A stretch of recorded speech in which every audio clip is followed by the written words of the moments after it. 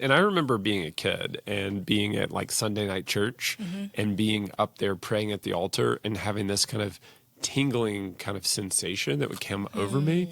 And what I've learned, like it comes up for me at times when I sense the presence of God. And so I've sat with people near death and I've had that experience, or I've been with people in particular celebratory or poignant moments of life, and I've felt that feeling. Or it can be just really any time. I could be in my vehicle. I could be like in traffic and kind of overcome by the fact that here's another person that's made in the image of God. And I can be overcome with this sensation. And I've learned to think of it as God is here. God is present in this moment. Even if I don't exactly, God's not like directing me or telling me to do X, Y, or Z thing.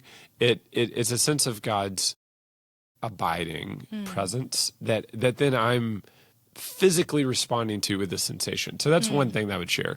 The other is, as you were talking, the importance of testing the voices that you're hearing in community. I think this is super important. There was a key moment in my life where I had to make a decision. It was an impactful, big decision.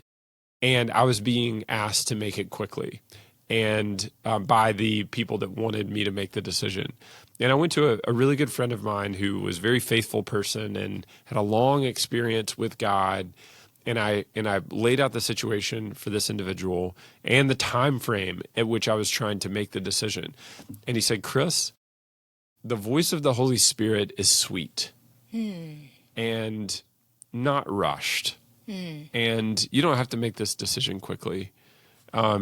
Permission to slow down. Oh my gosh, it was so huge because ultimately, whatever it is that you feel like you're being asked to do, even if it's you or God or the people around you, you want to get to a place where you're at peace with it and you have confidence in it. And sometimes that takes clarity, and sometimes that takes time. And so, I guess that would probably be my as we kind of end this conversation and we think forward, just take the time that you need, you know, and it's not, doesn't have to be rushed.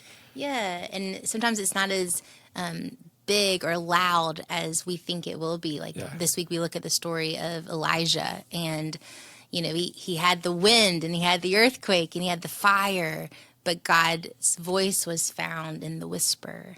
You know, which means he's close enough to you to whisper, you know, like close enough to that whatever you're going through, that he's close enough to know and he's close enough to hear. And it's about kind of our positioning, our posture. Are we, you know, my dad always says, are your antennas up? You know, like, are the antennas up to hear, to posture ourselves in a way that we could receive whatever he has to say. And if he has something specific to say, that he's gonna say it, to trust in him and his voice. But we do have a responsibility to kind of posture our ears to him. And so again, Sabbath last week, that's a great way to kind of posture ourselves, but also in prayer and finding these stories and finding God in them, and remembering that, yeah, like God's not rushed. Like he's not pressuring us to like hurry this up. So I just want to encourage you in that. If you feel like you're waiting for this really big moment, that it's often in the small stillness. That's why David says, like, be still and know that I am God. Like his understanding of connecting with the Lord was to kind of stop and be still.